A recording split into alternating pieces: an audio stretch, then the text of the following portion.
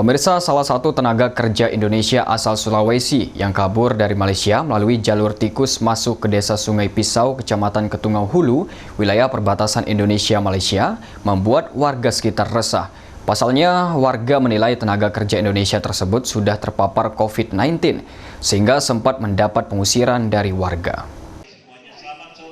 Pengusiran tersebut terjadi karena pihak kecamatan dan aparat TNI Polri sempat melakukan identifikasi karantina dan mengisolasi TKI tersebut di desa Sungai Pisau, namun masyarakat tidak menerima karena dianggap sudah terpapar COVID-19. Untuk menghindari hal-hal yang tidak diinginkan, akhirnya aparat pemerintah Kecamatan Ketungau Hulu dan TNI Polri serta tim medis dengan cepat mengambil langkah mengevakuasi TKI asal Sulawesi tersebut ke Kabupaten Sintang. Lakukan klarifikasi dengan warga, tokoh masyarakat kita di sini, dan sebenarnya ternyata luar biasa. Masyarakat di sini sebenarnya ingin melakukan pencegahan, ingin hidup sehat dan lain sebagainya.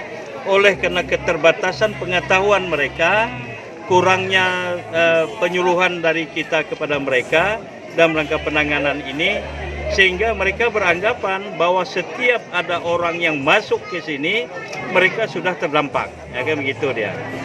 Nah, sementara apa yang ditangani oleh Puskesmas, Forkompimcam yang ada di sini, dibantu oleh Pamtas, sebenarnya adalah dalam status katakan ODP. ODP orang dalam pemantauan karena dia baru masuk dan dia asing.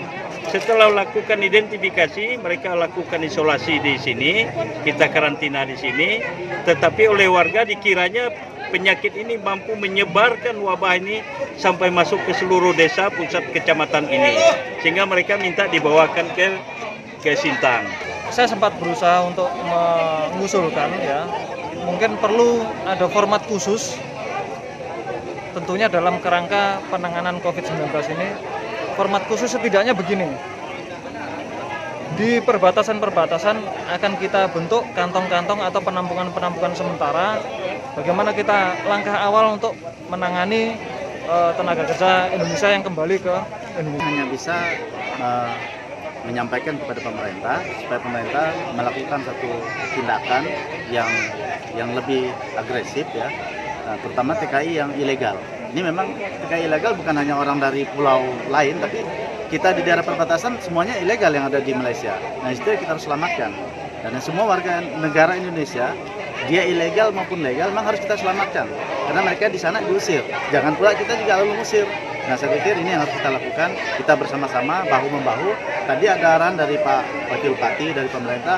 Desa sekarang sudah mencairkan dana tahap 1. Nah, itu boleh mereka gunakan dananya seperlunya. Dan memang bisa dipertanggungjawabkan dalam penggunaan pendanaan untuk penanganan COVID.